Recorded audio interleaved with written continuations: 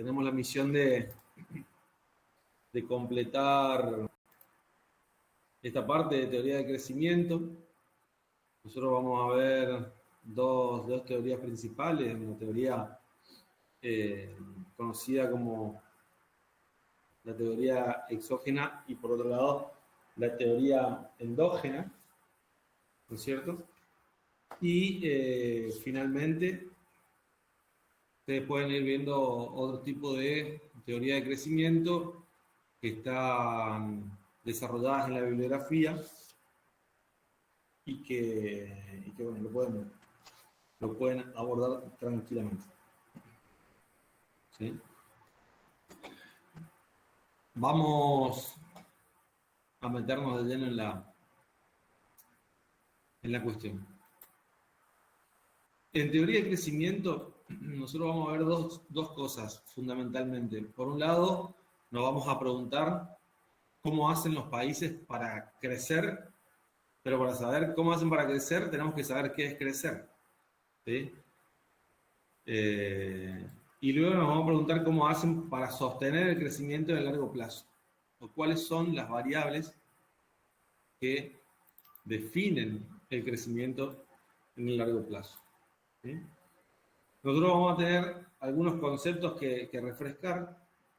Vamos a llamar ingreso o producto per cápita a la producción calculada sobre el total de habitantes de la población, de manera que conoceríamos cuánto se le asignaría de todo lo que se produce a cada uno de los individuos que componen un mercado determinado. ¿Sí? Se usa este concepto o esta abstracción para poder hacer comparaciones que sean válidas. Si comparo la producción de Brasil con la producción de cualquier otro país de Latinoamérica, probablemente caiga en un error garrafal con conclusiones erradas, digamos. Puedo llegar a decir, no, Brasil produce más que Uruguay. Claramente, tiene una superficie sumamente superior, tiene una población que se multiplica varias veces a la de Uruguay, etc. Ahora, la pregunta es, en términos de cantidad de habitantes, es buscar un factor que nos homogeneice el dato como para poder hacer comparaciones más certeras. ¿Sí? El producto per cápita o por persona, per cápita es por cabeza, por persona es algo bastante usado.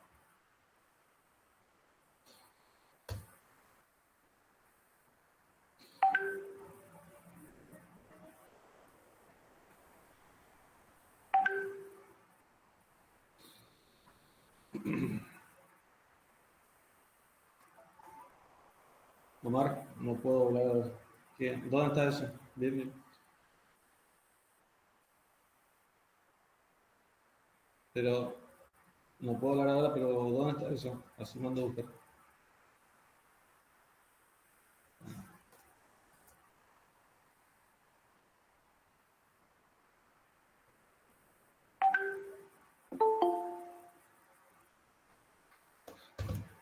El crecimiento económico entonces va a ser todo aumento del producto, ¿sí?, por persona a largo plazo. Entonces esa va a ser la definición de crecimiento económico. Es muy distinta a una definición de desarrollo económico que se suele encontrar en la construcción de un discurso, porque el desarrollo plantea otras virtudes que el crecimiento no necesariamente tiene. ¿Sí? El crecimiento, fíjense, saca un promedio de la producción total sobre la cantidad de habitantes. Eso quiere decir más o menos, en términos burdos, que si mi vecino tiene 2 autos y yo no tengo ninguno, cada uno tenemos un auto en promedio. ¿Está bien? Entonces está hablando poco de la distribución de la riqueza entre los distintos agentes de la economía. Si eso lo queremos traspolar a calidad de vida, el dato de crecimiento del producto per cápita poco nos podría decir sobre las condiciones en las que vive cierta población, ¿cierto? Es por eso que para ver ese tipo de conceptos, abordamos el desarrollo con algunos indicadores como el índice de desarrollo humano, que incluye otras dimensiones más allá de la producción per cápita para conocer cuál es el estado de situación en términos de calidad de vida de esa población, ¿cierto? Además, incluye otras cosas que son que superan el concepto económico de corto plazo, por ejemplo, la educación, ¿tá?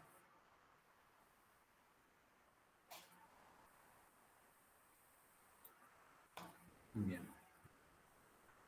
El producto potencial, el PBI potencial, es la máxima producción posible en una economía, ¿sí? Lo que nosotros también podemos encontrar en la bibliografía como PBI o Producto de Pleno Empleo. Cuando decimos la máxima producción posible, quiere decir que estamos usando todos los factores de la producción y además lo estamos usando de la mejor manera posible, dado el estado de la tecnología, ¿cierto? En una situación actual.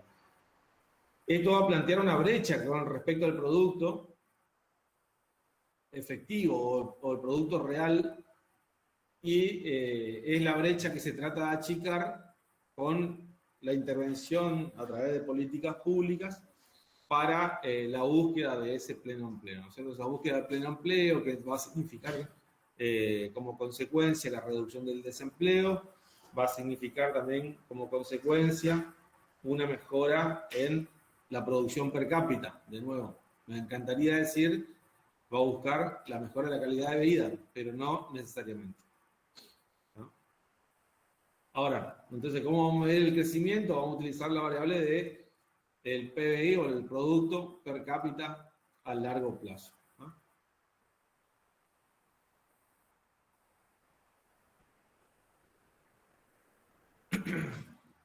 Vamos rápidamente acá, no me quiero detener tanto en los conceptos, yo igual se los paso el PowerPoint, no creo que terminemos de desarrollarlo completo, pero puede ser guía a la hora de abordar la bibliografía, ¿no?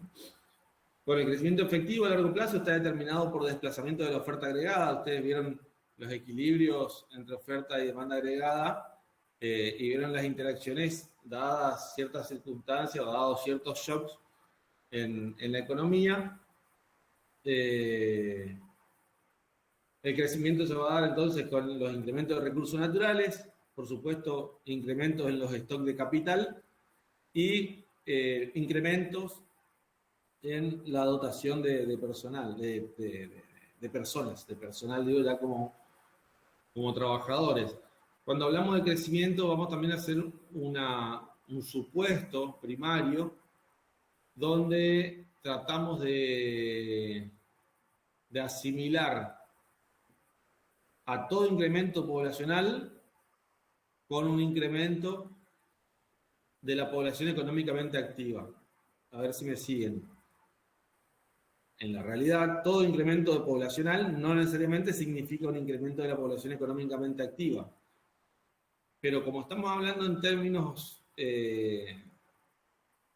unitarios respecto a habitantes o a población, si estamos hablando en términos per cápita, hacemos esa abstracción para la búsqueda del pleno empleo, como hoy decía, ¿no? Entonces van a ser conceptos análogos, población total y población económicamente activa, en este caso. A eso obviamente, ahí dentro está concebido el pleno empleo, el largo plazo para la búsqueda del pleno empleo. Y obviamente, como cuarto factor, la eficiencia con la que se usan los recursos, ¿no es cierto? Podemos tener aumento de dotaciones de habitantes, podemos tener la conquista o el descubrimiento de nuevos recursos naturales y por supuesto un incremento en el stock de capital por encima de la tasa de depreciación, de desgaste. Pero si no lo usamos eficientemente, también podríamos estar lejos de la frontera de producción, ¿sí? Entonces, resumiendo esto, el crecimiento del PBI per cápita está relacionado con los siguientes hechos.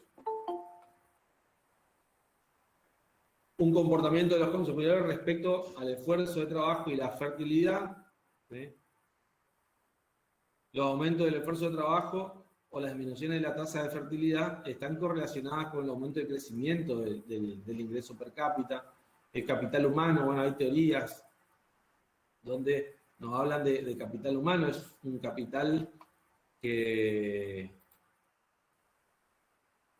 tiene una naturaleza distinta al concepto de capital como lo venimos trabajando nosotros, que vendrían a ser las máquinas y las herramientas, las edificaciones. El capital humano incluye a una capacidad laboral que se da gracias a la experiencia y a las interrelaciones que pueden llegar a generar los operarios. Esas interrelaciones son difíciles de medir, pero que agregan dentro de las cualidades de un operario ciertas condiciones como para que los resultados sean distintos a los que hubiera hecho otra persona. Eso sí se puede evaluar en un conjunto, pero no, es difícil de medir. La escolarización, por supuesto, la escolarización va a aumentar este capital humano, ¿sí? Sobre todo achicando plazos de experiencia. Nosotros decimos que la educación lo que hace básicamente es traer a periodos presentes conceptos y saberes que la experiencia hubiese otorgado a esa misma persona, pero con un montón de plazos y esfuerzos más que el estudio de algún tema, ¿no? Lo que quiero decir, si el carpintero de aprendiz a maestro, la experiencia le va a ir dando una serie de saberes. Ahora, si va a una escuela de oficios, esa misma persona puede adquirir esos saberes en un corto plazo y con mayor eficiencia. Y por supuesto, la expectativa de vida finalmente va a ser un indicador de salud que también nos da un aproxi de la calidad de vida con la que se desenvuelve ciertas sociedades. Como factores determinantes, en términos de frontera de posibilidades de la producción, no sé si se acuerdan, un concepto microeconómico, uno de los primeros modelos que se desarrollan en microeconomía. El crecimiento tiene lugar cuando la curva o la frontera de posibilidades se desplaza hacia afuera, ¿no es cierto? Es un modelo que incluye dos conjuntos de bienes y la combinación de esos bienes o de los factores puede darnos distintos niveles de producción. Los máximos niveles de producción, dadas las combinaciones de estos factores, de estos bienes, es lo que nosotros conocemos como frontera de posibilidades de la producción, ¿sí? Es decir, estamos usando todos los factores, paréntesis, pleno empleo, y además estamos utilizando de una manera eficiente, dada la tecnología, dado el estado de la tecnología en esa economía. Nuevamente, los factores son recursos humanos, cantidad y calidad de trabajo, la formación de capital, ¿sí? El stock de capital y la calidad de ese capital, ¿no? Los recursos naturales que puedan significar, importantes para las producciones que nosotros encaramos, y el estado de la tecnología. El concepto de productividad que venimos enunciando viene más que nada por dos lados. En primer lugar, lograr las mejores combinaciones de los factores que están disponibles, ¿eh? Es decir, que podamos encontrar la optimización de las funciones de producción. Y por otro lado, en términos de conjunto, ¿no? Y por otro lado, la optimización de la usabilidad de cada uno de los factores.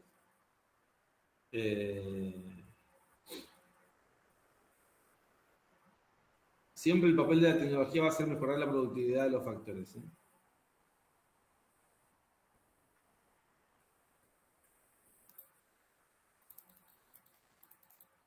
Cuando hablamos de tecnología, entonces vamos a estar hablando de una serie de desarrollos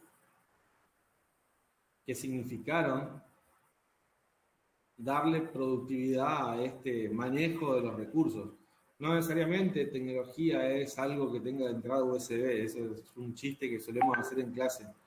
La tecnología es un conjunto de técnicas que con un objetivo único trabajan sobre la optimización de ese desarrollo.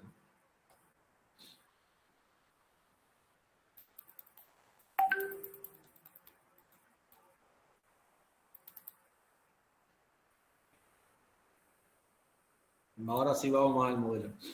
Pero ¿por qué es importante el crecimiento? Fíjense, Joseph Stiglitz, esto es algo, una abstracción que incluso está en el cuadernillo de cátedra. Es una frase muy utilizada generalmente. Joseph Stiglitz, reconocido economista, no dice, o hizo un análisis bastante básico, pero que nos sirve de ilustración. Dice, en el corto plazo, acabar con una recesión o solucionar una situación de desempleo puede provocar un aumento del ingreso nacional entre 5 y 10%, ¿no es cierto? Es decir, tener un crecimiento de inmediato dada alguna política expansiva para revertir una situación de desempleo o recesión.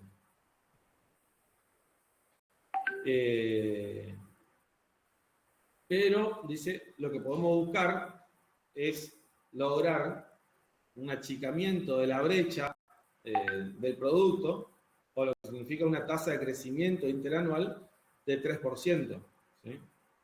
Y aumentar la renta potencial si es que aumentamos algunos de los factores que hoy decíamos, como el capital o la cantidad de población. Pero lo que va a estar claro es que si nosotros tenemos un aumento del 3% en términos anuales, estaríamos cerca de el 10% en 3 años. Es decir, que la cantidad de bienes y servicios que se producen en una economía, que están disponibles para la satisfacción de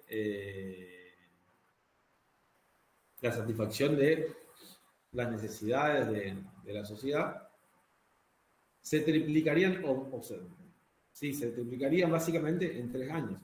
Fíjense que para hacer el cálculo no estamos multiplicando 3% por 3, porque eso daría 9, sino que es 3% por 1 más 3%, ¿se entiende? Es decir, tenemos que hacer esa capitalización tipo interés compuesto que veníamos desarrollando desde el primer parcial cuando veíamos crecimiento.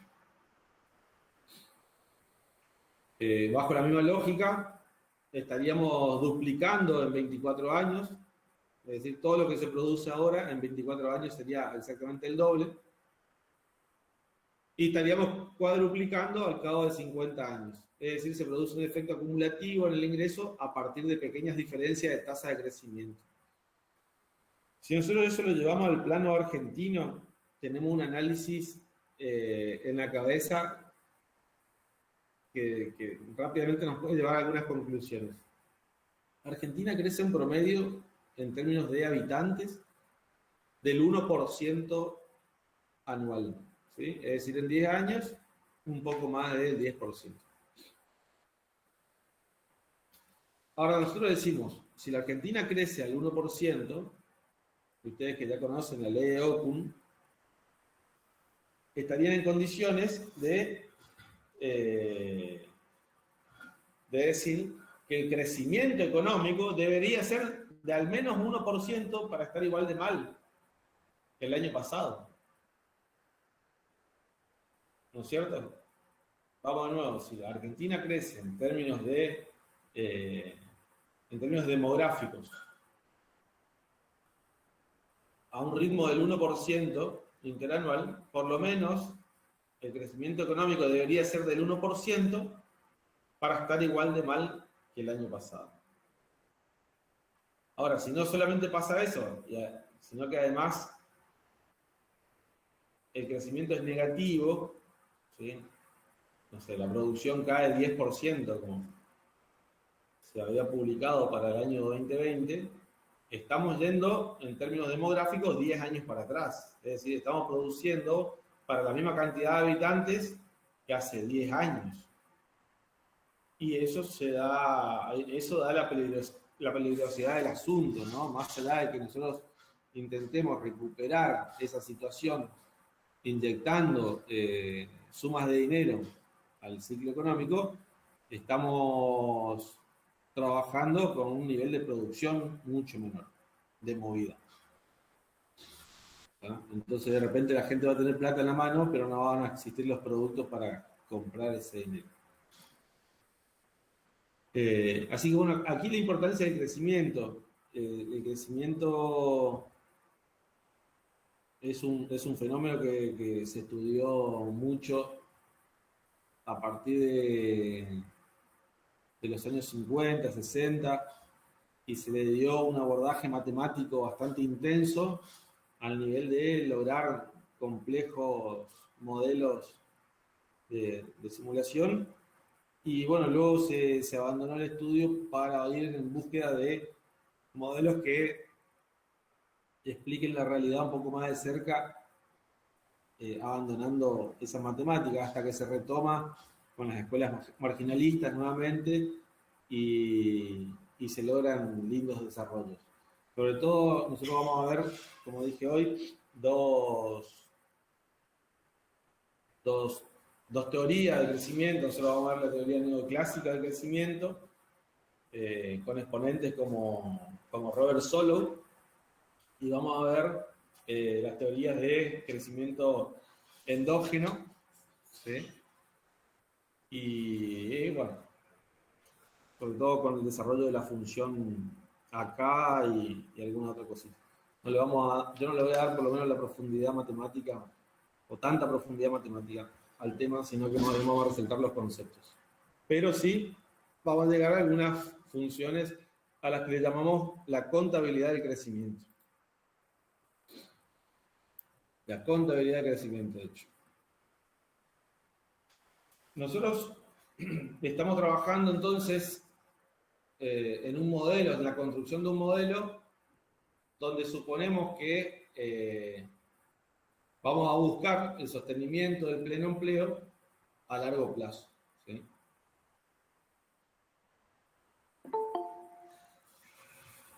Admitir. Si nosotros estamos trabajando en pleno empleo, para lograr el crecimiento de la producción real, se pueden dar o bien que aumenten los factores de la producción, y como estamos en un esquema de pleno empleo, esos factores nuevos van a ser usados en la producción, por lo tanto se va a dar el crecimiento. O también, como decíamos hoy, se puede dar un aumento de la productividad de los factores, por cuestiones tecnológicas, ¿no? Esto son lo que nosotros conocemos muchas veces como las causas del crecimiento. Tenemos dos alternativas. O aumentan los factores productivos, ¿sí? O aumenta la productividad de estos factores, ¿no? Esto último se conoce también como progreso técnico. Si nosotros formalizamos estas observaciones, vamos a lograr lo que se conoce en la bibliografía como la función de producción.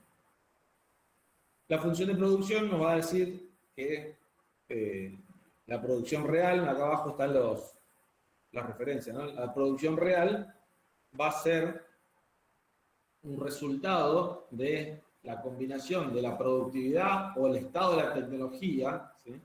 Más que nada, de la productividad como concepto abstracto, el estado de la tecnología más una función que combina distintos niveles de capital y de trabajo para lograr esos resultados que decimos, ¿no? Esa combinación debe ser óptima y el estado de la tecnología también como para buscar o para alcanzar el PBI potencial.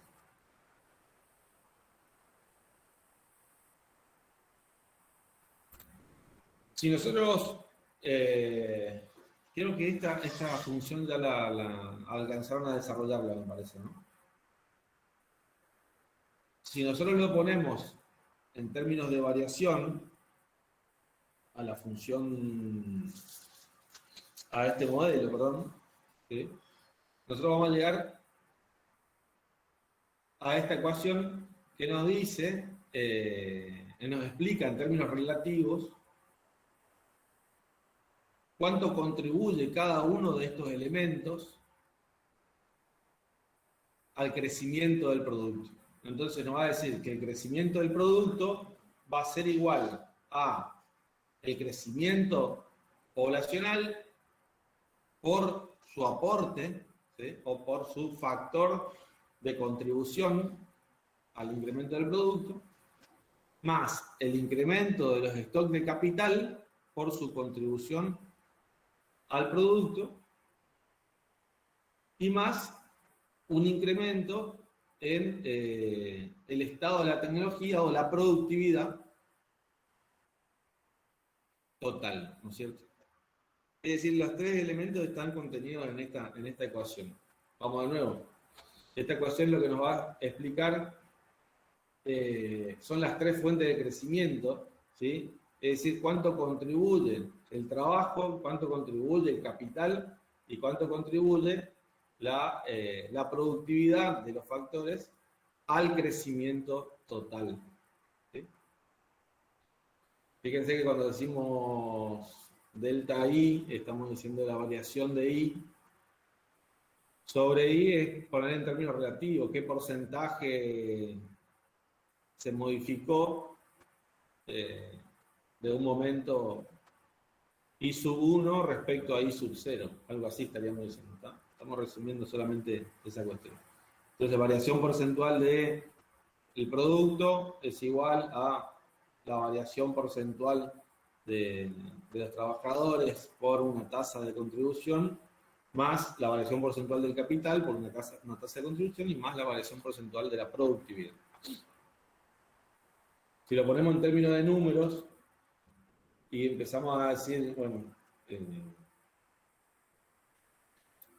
obsérvense que B era la participación, ¿sí?, del capital dentro del aumento del crecimiento, y 1 menos B, por lo tanto, es, en términos de los factores, los únicos dos factores, cuánto aporta el trabajo a ese crecimiento, ¿no?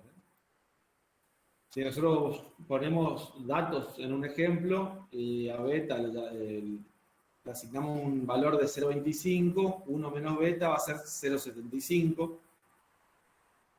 Decimos que la población activa o la población crece a 1,2%, el stock de capital 3% y la productividad en un 1,5%.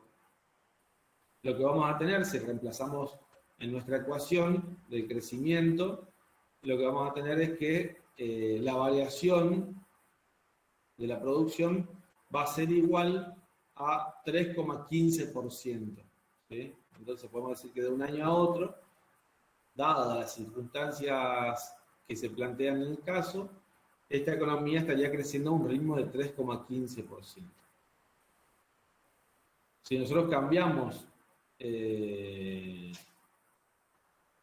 alguna información, por ejemplo, decimos que el stock de capital incrementó 6% en vez de 3%, ¿sí?, estaríamos en condiciones de decir que el producto creció a un ritmo de 3,9%. Entonces el crecimiento es superior al caso anterior, y la explicación está en que el stock de capital creció el doble en el punto B que en el punto A.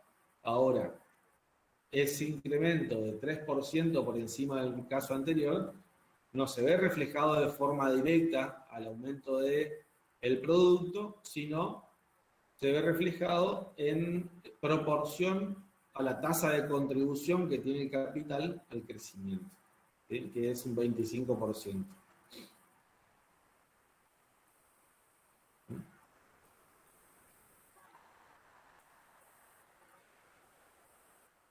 ¿Me siguen hasta ahí, no es cierto? Sí, profe. Sí, profe. Bueno. Yo no creo haber dicho tampoco nada tan loco, pero a lo mejor sí digo, hablo rápido.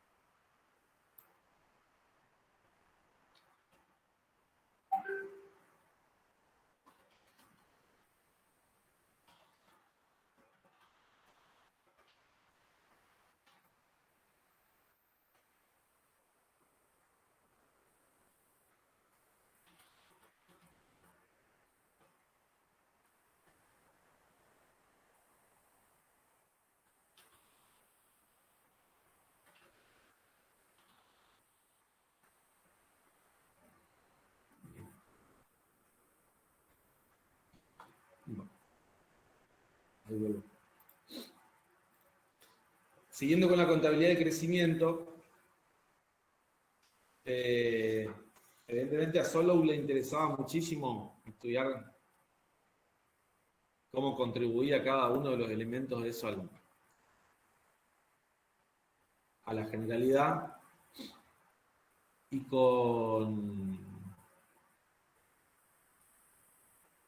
con sus estudios logró sacar muy interesantes conclusiones. Bueno, antes de llegar al residuo de Solow, esa ecuación que nosotros veníamos planteando, que explicaba cuál era la contribución de cada uno de los elementos al crecimiento, lo podemos expresar en términos per cápita, ¿sí? En toda la bibliografía, cuando nosotros veamos un concepto en términos per cápita, salvo en algunos libros que cambian la letra, lo que vamos a observar es que se cambian las mayúsculas por las minúsculas. ¿Está bien? Entonces, por ejemplo, cuando tenemos el producto per cápita, vamos a tener una Y minúscula, y si es el producto total, sería una Y mayúscula. ¿Está?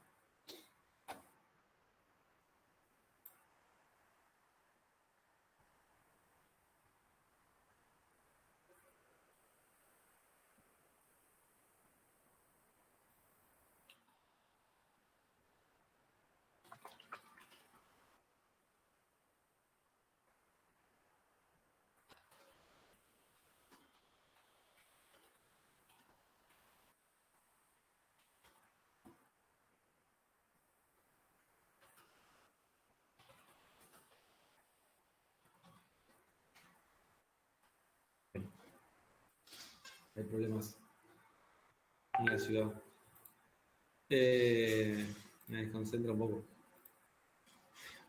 Entonces, si decimos que hay algún concepto que está escrito en mayúscula, alguna letra mayúscula, estamos hablando en términos totales. Y si está expresado en términos per cápita, sería minúscula, ¿sí?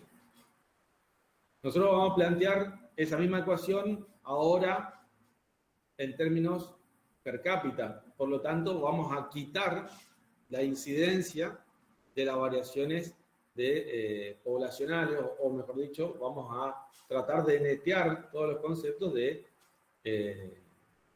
las variaciones en los niveles de población, ¿sí? Vamos a partir de la siguiente situación.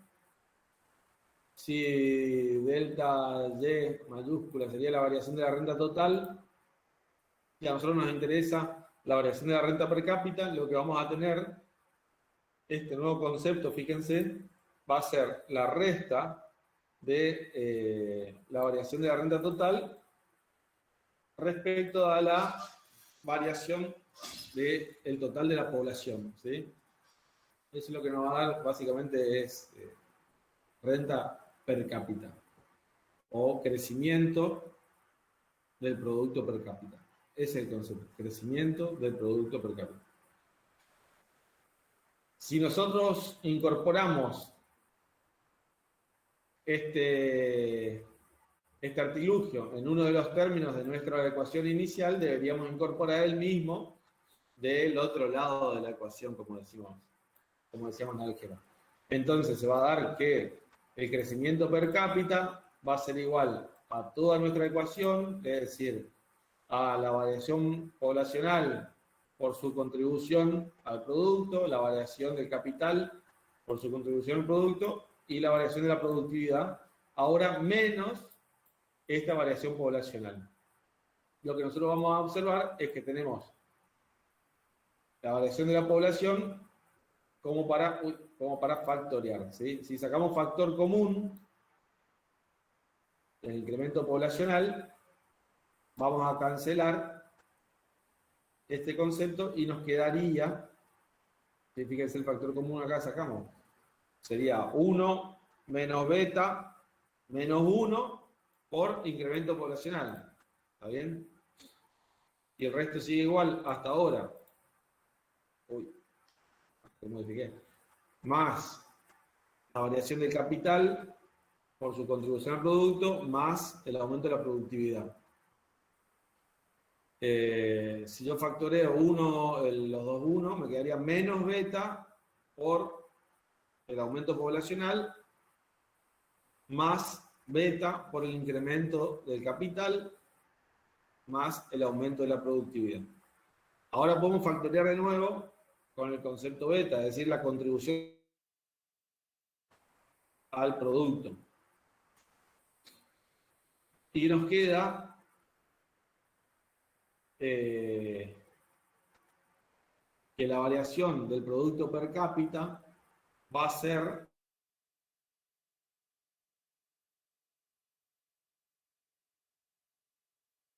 al producto, ¿sí?, más el aumento de la productividad. Fíjense, esta resta, que sería variación o crecimiento del capital menos el crecimiento poblacional, es lo que nos da nacimiento a este concepto final, que es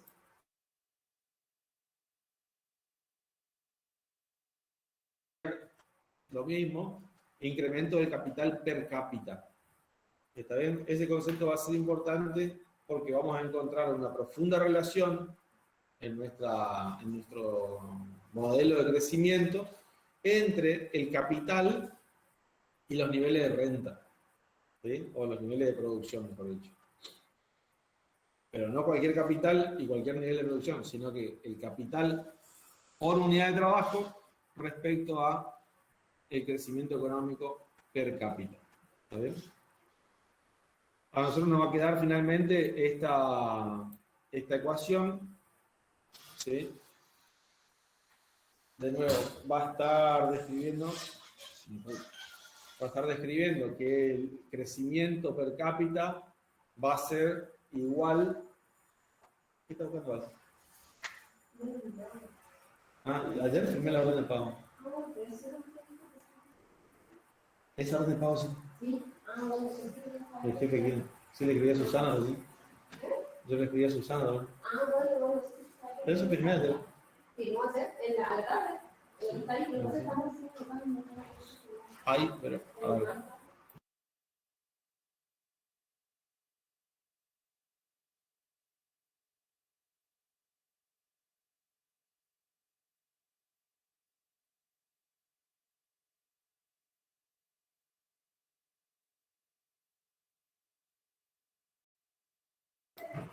Volví. Entonces, el crecimiento per cápita va a ser el crecimiento del capital per cápita por su contribución al producto, más el incremento de la productividad. ¿Sí?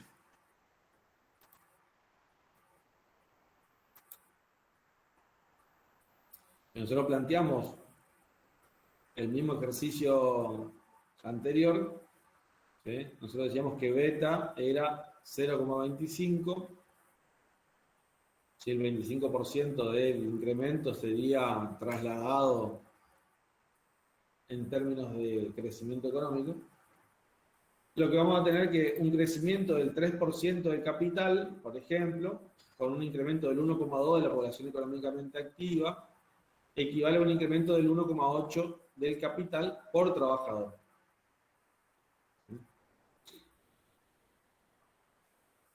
que produce un aumento de 0,45 en la renta per cápita, que sumado al 1,5 del incremento de la productividad nos da 1,95.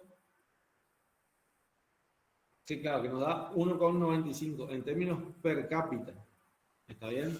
Entonces, va a ser importante que nosotros podamos separar el concepto de crecimiento per cápita del concepto de crecimiento total, porque hoy habíamos obtenido un resultado de crecimiento económico de 3,15, pero poco nos decía en términos per cápita. Por lo tanto, esta forma de expresar nuestra ecuación nos va a permitir lograr un resultado de crecimiento comparable con otras economías. Si nos vamos a datos de convergencia económica y hacemos un análisis de Japón y Estados Unidos, podemos observar, acá serían dos columnas, pero hasta acá la primera columna, tendría que dibujar imaginariamente, una primera columna de distintos periodos, son 3 franjas anuales, ¿sí? Lo que nosotros vamos a observar es que si vemos la variación del PBI per cápita de entre Estados Unidos y Japón, va a haber una diferencia que es explicada por el incremento de la relación capital-trabajo, es decir, el incremento del capital per cápita, pero ahí queda fuera de este análisis un concepto, quiero decir, la variación del PBI per cápita total va a ser de 5,59, pero solamente 4,44 podemos explicar tomando el incremento de capital per cápita. Por lo tanto, hay una parte del crecimiento que no estaríamos explicando con eso y obviamente se va a deber al aumento o al cambio, a la transformación tecnológica que se dio o que se vivió en esos años, ¿no es cierto? Ese fue una parte de la contribución de Solow también a la teoría del crecimiento, y es ahí donde va a aparecer uno de los conceptos más interesantes de su desarrollo, ¿no es cierto? A nosotros solo nos dice que los cálculos sugieren que la acumulación de capital es importante, pero también el progreso técnico. Entonces, acumular capital va a ser un determinante, sobre todo en economía de posguerras, cuando literalmente las sociedades acababan devastadas, pero lo más importante va a ser el progreso técnico, es decir, el estudio o la ciencia aplicada, ¿no? La investigación, acción, como se dice, donde las universidades cumplieron un papel preponderante. Entonces, Robert Solow, un premio Nobel, tomó los datos de la economía de Estados Unidos de 1909 a 1949 y concluyó que más del 80% del crecimiento de la renta per cápita se debió al progreso técnico. Eso fue un dato más que alarmante porque veníamos estudiando los incrementos poblacionales y veníamos estudiando el incremento del stock de capital, pero de todas maneras el 80% del crecimiento se vio por ese tercer factor menos estudiado, ¿no es cierto? Entonces empezó a fijarse un poco más en esa situación.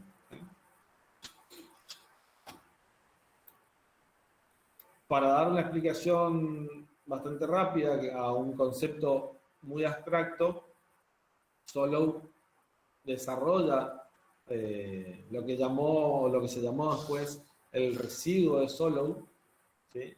Donde él, por despeje, ¿sí? Conociendo los datos del crecimiento económico, conociendo los datos del incremento del stock de capital y el incremento demográfico, llega a un valor, ¿sí? Es decir, despejando esto, llega a un valor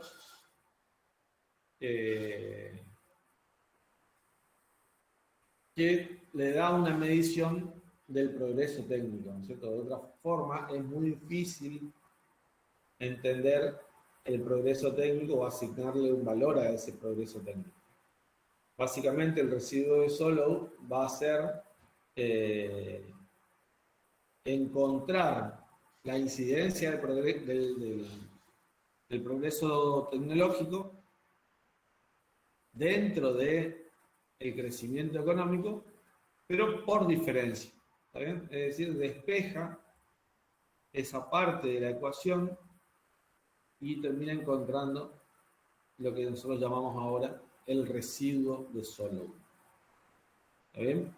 Entonces, el residuo de Solow no es toda la ecuación de crecimiento, sino que es la ecuación de crecimiento expresada de manera tal que por despeje o por diferencia encontremos el crecimiento del progreso técnico. Hasta acá estamos, ¿cierto? Todo lo que yo básicamente pude transmitir, eso está todo en la bibliografía. Son temas que son sacados, extirpados exactamente de la bibliografía. Es más, le voy a decir, tengo el libro abierto acá. Yo tengo el Dunbury Fisher. Este tema me parece que tienen que estudiarlo de Dunbury Fisher. El capítulo 17, que sería crecimiento a largo plazo. Y se puede encontrar la explicación paso a paso de toda la situación que estamos observando.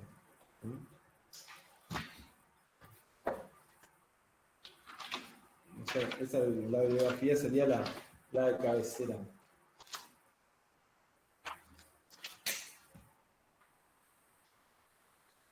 Bien.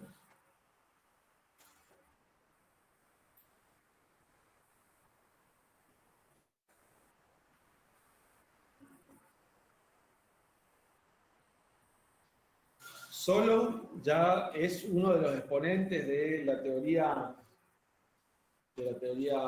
neoclásica, ¿sí? Lo que nosotros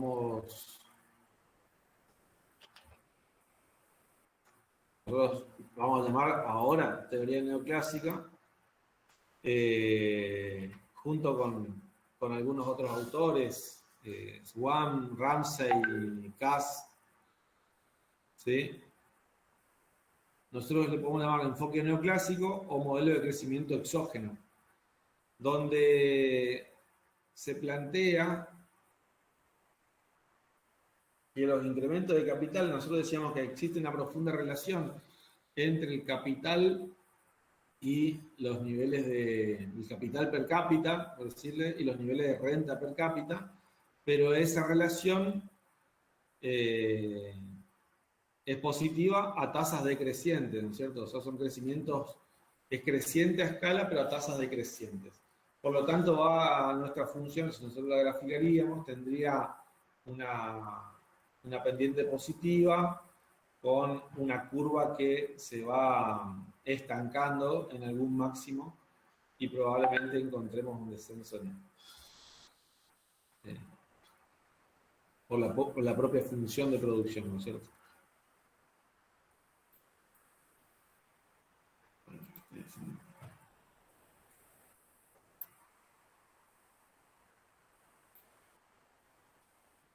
La teoría neoclásica, como decíamos hoy, surge de investigaciones entre los años 50 y 60. Fíjense, Solow y Guam la desarrollan en el año 56. ¿Sí? Le dan una formalidad y todo lo que estamos viendo hasta aquí. Y hacen algunos supuestos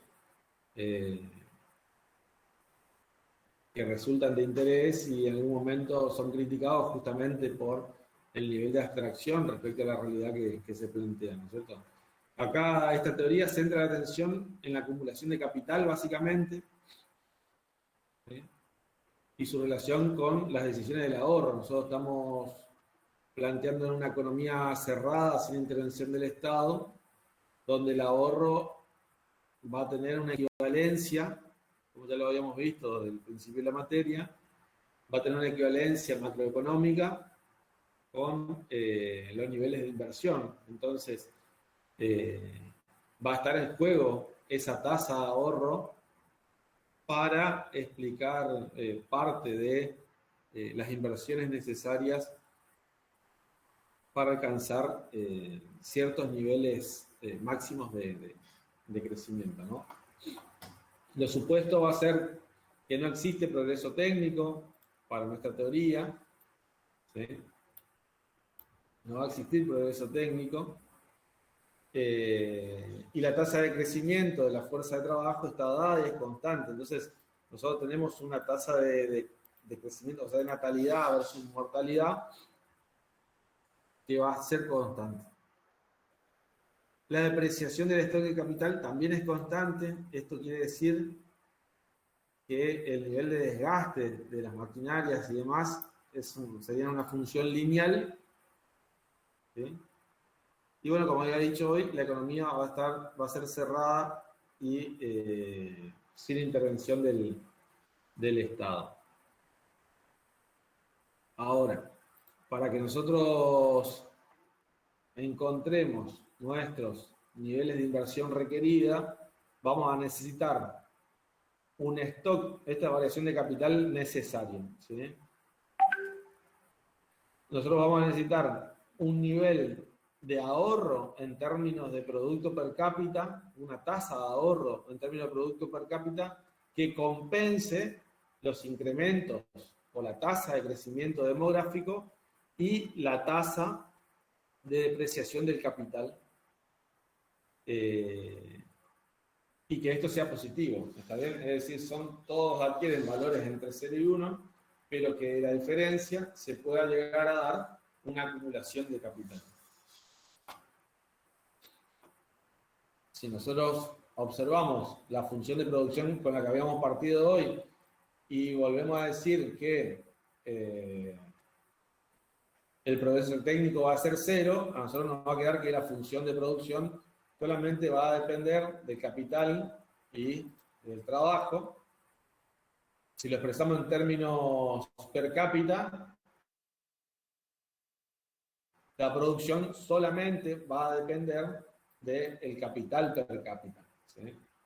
Nótese que hoy hablábamos de la profunda relación que existe entre el capital per cápita y la renta o la producción per cápita. Este concepto representa el producto marginal del capital por cada trabajador y el rendimiento que va a tener es decreciente, ¿no? Es decir, si nosotros seguimos incorporando niveles de capital a la función de producción, niveles de capital por trabajador a la función de producción, nótese que acá hay una tercera dimensión que sería el trabajador y no está expresada en nuestros dos ejes, ¿no? Es decir, yo estoy hablando de un incremento de capital per cápita. Básicamente, si les iba agregando stock de capital a cada trabajador, va a llegar un momento donde, si bien va a ser más productivo a nuestro trabajador, pero ese incremento de productividad va a ser cada vez menor.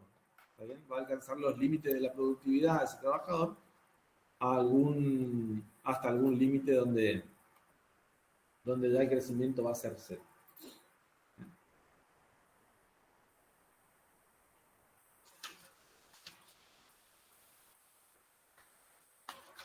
Nosotros vamos a encontrar este concepto en la teoría neoclásica en función a nuestra ecuación. Este gráfico nos va a mostrar en los dos ejes, que es capital por persona y los niveles de producción per cápita. Nos va a mostrar 3 curvas. Por un lado, la función de producción que recién planteábamos, donde a partir de la abstracción de la productividad y de expresar todo en términos per cápita, terminábamos que la del producto per cápita está en función al capital per cápita, ¿sí? Como tiene rendimientos decrecientes, va a tener este tipo de curvatura. Y por otro lado, a partir de los incrementos en el stock de capital per cápita, vamos a tener dos resultados, o mejor dicho, dos expresiones. por un lado, la tasa de ahorro en función a los niveles de producción per cápita, ¿sí? Que me va a explicar que a medida que aumentan los niveles de producción, es decir, a medida que aumentan los niveles de renta, la población puede ir ahorrando en mayor medida, ¿sí? En función a ciertos hábitos tan simplificados de todos modos, pero en función a ciertos hábitos, usos y costumbres. Y por otro lado, podemos graficar el nivel de inversión requerida que va a estar dada de nuevo por la tasa de depreciación y la tasa de crecimiento de la fuerza de trabajo, ¿no es cierto? Entonces, inversión requerida, como decíamos hoy, van a ser los niveles de stock que debería darse como mínimo para que pueda lograrse un efectivo incremento del capital y como consecuencia del incremento del capital, el incremento de la producción per cápita. Si la tasa de ahorro es mayor a la inversión requerida, ¿sí? Vamos a estar en procesos de incremento del capital,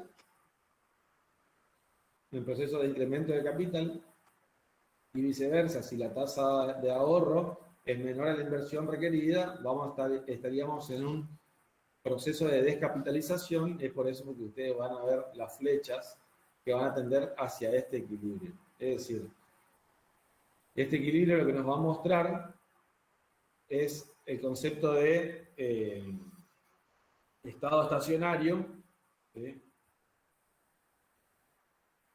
Y bueno, lo que nos va a decir es que el estado estacionario, bueno, va a ser donde en una economía con un incremento poblacional, digamos que también va a arrojar un incremento del ahorro y por lo tanto un incremento de capital, estaríamos alcanzando el punto donde el ingreso per cápita y el capital per cápita, ¿sí?, se hacen constantes. Entonces, aquí el ahorro que se va a ir dando y los adicionales niveles de stock, de capital, por supuesto, serían lo suficiente como para equiparar la fuerza de trabajo entrante. Es decir, todo incremento en los niveles de stock de capital va a ser suficiente como para sostener el nivel de capital per cápita, dado que se incrementa la población, ¿no es cierto? Y bueno, y la conclusión sería que en ese punto ya no se va a dar el crecimiento económico o la variación de la red del producto per cápita va a ser cero, ¿sí? Y para que la variación del producto per cápita sea cero, la variación del capital per cápita debería ser cero. ¿Está? Esto se da en el largo plazo y en ese punto es donde nosotros estaríamos ubicados dentro del concepto de estado estacionario, ¿sí? Entonces el estado estacionario va a ser el momento donde la renta per cápita y el capital per cápita se hacen constantes. Esto no quiere decir que no se sume población, ¿sí? Pero sí lo que va a decir es que la población que se suma va a tener exactamente el mismo nivel de capital per cápita como para que no exista un incremento de capital que genere un incremento de renta per cápita. De nuevo, estamos hablando en términos per cápita, por lo tanto, cuando yo digo va a haber un incremento de capital total, que a su vez, cuando lo fraccionamos en términos per cápita, no nos estaría dando un incremento de capital per cápita, por lo tanto no vamos a tener un incremento de producto per cápita.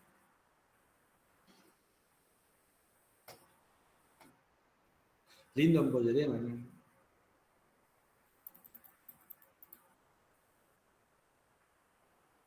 De nuevo, yo le voy a pasar el Power completo.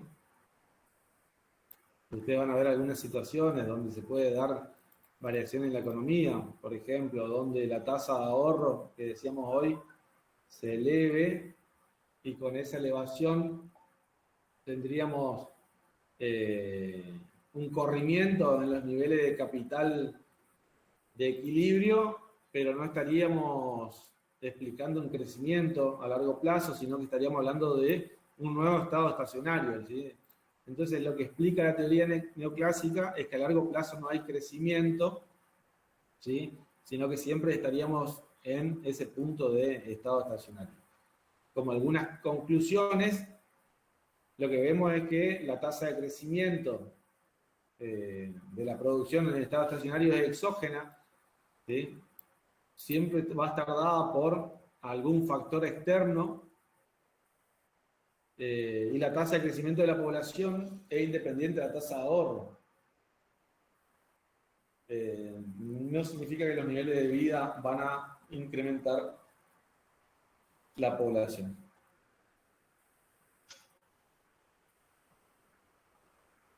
Bueno, la tasa de crecimiento de la renta per cápita corresponde al estado estacionario, depende del progreso técnico, básicamente, de la combinación de los factores, ¿sí? Y la tasa de crecimiento, finalmente, del producto va a ser la sumatoria de las tres, mejor dicho, de las dos tasas que habíamos planteado, la tasa poblacional y el progreso técnico.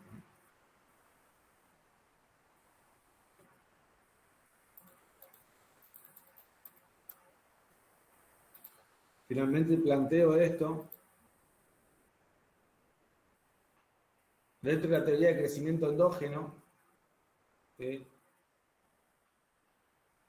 surge a partir de algunas críticas a la teoría neoclásica. Nosotros vamos a tener como algunos exponentes de este enfoque a Paul Romer, vamos a tener a Robelo, a Lucas, a Barro, que es una corriente marginalista que retoman los modelos matemáticos para la explicación de estos crecimientos. Uno de los que más impacto tuvo en los años 90 fue el aporte de Robelo, ¿sí?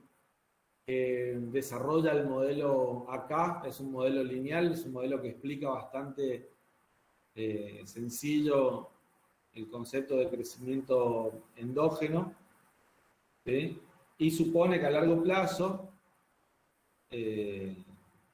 aunque el largo plazo está determinado por el progreso tecnológico, ¿sí? El progreso tecnológico, si bien no lo explica el modelo, lo va a asociar a distintas inversiones, a su vez, en investigación y desarrollo. ¿Sí? Y la tasa de ahorro y de crecimiento no tienen relación con el estado estacionario. A ver, lo que ellos van a ver es un modelo lineal donde se elimina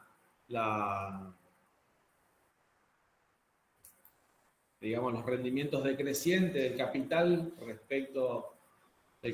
cápita respecto a la producción per cápita, ¿sí? Y vamos a tener estas tres funciones que estaría incorporando, ¿sí? La función de producción sigue dependiendo del capital per cápita.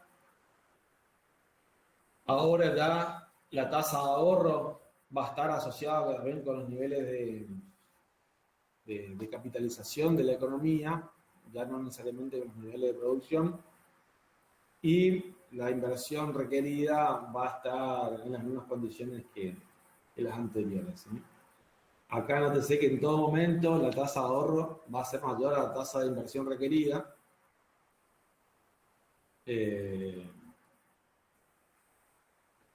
Así que cuanto mayor es el ahorro, la brecha entre ahorro e inversión va a ser mayor y por lo tanto va a ser mayor el crecimiento que se plantea. A ver algunas conclusiones que podemos sacar. Bueno, acá está el desarrollo más matemático, que yo no quiero entrar ahí, es más, no tengo tiempo.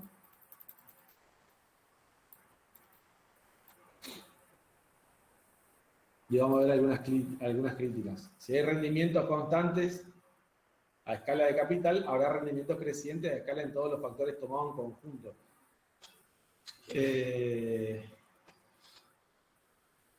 Lo que se plantea en este tipo de teorías es que ya el mercado no sería un mercado competitivo, sino estaríamos hablando de, o sea, no de competencia perfecta, sino un mercado de competencia imperfecta, donde se incluyen los oligopolios y los monopolios, y donde se va a dar ciertas condiciones, ¿no? Cierta imposición por parte de la fuerza de trabajo a la hora de llevar adelante los desarrollos tecnológicos y su apropiación.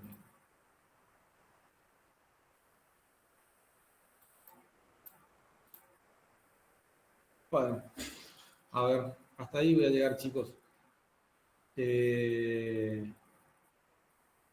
importante que ustedes recojan de todo esto que fuimos elaborando. La contribución de Solow, la función de producción, lo que vimos al comienzo, la función de producción, el residuo de Solow. ¿Sí? Que ustedes vean también el grado de importancia en la relación de la variación del capital per cápita respecto a la variación de la producción per cápita. ¿Por qué es importante hablar en términos per cápita cuando hablamos de crecimiento? ¿Y cuáles son los factores que influyen sobre el crecimiento? En esta misma filmina usted va a encontrar además otras... Ahí voy con la pregunta que haces. En esta filmina usted va a encontrar el crecimiento también endógeno, como les planteaba, donde sería interesante que ustedes puedan estudiar, y van a encontrar estos modelos malthusianos, donde se da el crecimiento de la población, se explica la trampa de la pobreza y la trampa del crecimiento. ¿Sí? Esos dos modelos estaban cantados, que no les íbamos a dar en clase, pero en la bibliografía lo pueden abordar fácilmente. Y si no, obviamente estamos abiertos a consultas en el WhatsApp, mail, lo que ustedes quieran. Y por último, algo que a mí, para los que van a mesa, más que nada, a mí siempre me gusta tomar es el pensamiento latinoamericano del crecimiento y el desarrollo. ¿Sí? La escuela cepaliana o la teoría del centro y periferia. ¿Sí? Un centro de estudio latinoamericano donde muchos argentinos han intervenido dando su punto de vista, economistas argentinos han intervenido dando su punto de vista, de cómo se desarrolla el crecimiento en países que no son centrales, ¿sí? Que no son los que hacen punta de lanza. En la filmina esos conceptos se dan poco, pero en la bibliografía pueden abordarlo con mayor profundidad, y si no, piden bibliografía y lo trabajamos. ¿Sí? Me dice algo la señorita Ana. El segundo parcial, esto entraría, estos modelos de desarrollo, y también entraría algo de economía abierta que va a dar la profesora Sarjanovich el jueves.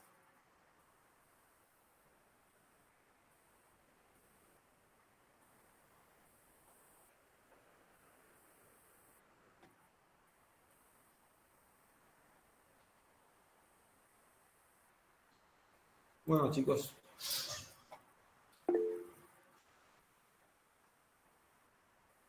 Son las 9:30. Yo tengo un sueño inhóspito. Puedo hacerle una pequeña consulta de la unidad anterior. ¿Sí? En cuanto a las políticas con oferta agregada y demanda agregada, en el mediano plazo, la oferta agregada y la curva de Phillips son perfectamente inelásticas, ¿no?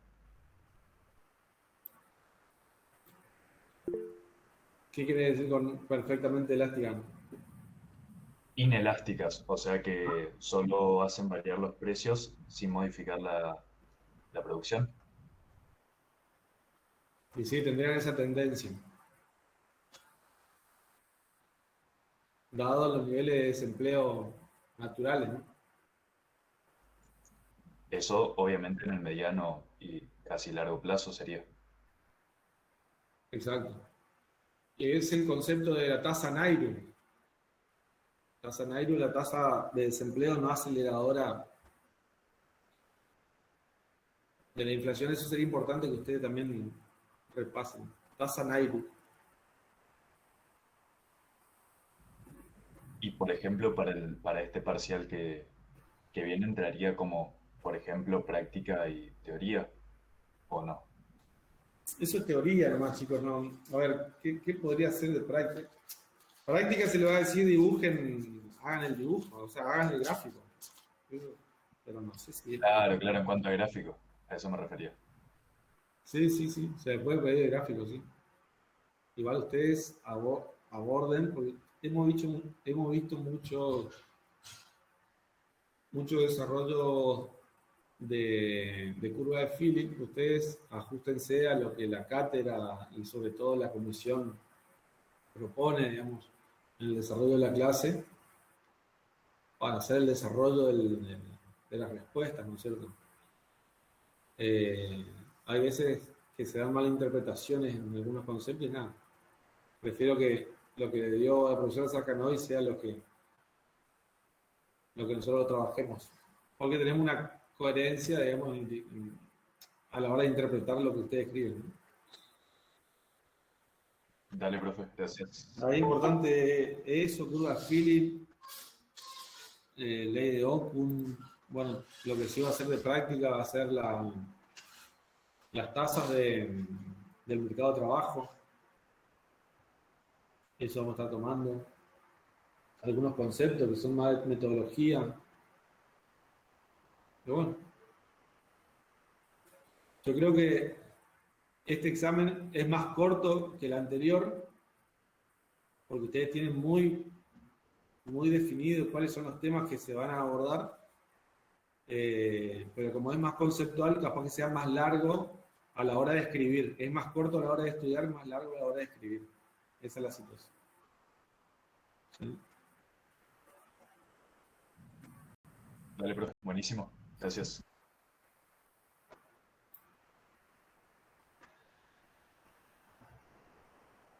Sí, sí, no sé, paso al grupo, subo al drive, a ver, compartidos conmigo.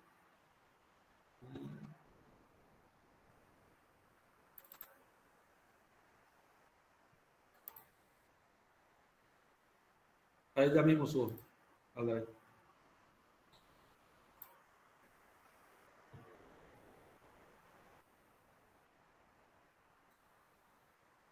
Ahí está subido, se llama Macun UT4.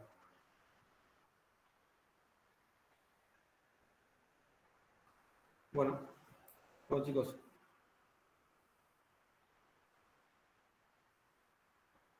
para recursar la materia no hay condición. Creo que a veces es cursar nomás en el primer cuatrimestre y bueno, nada más. Chau, chicos. Chao, profe, Nos nos vemos. vemos la próxima. Nos vemos. Chau, chau.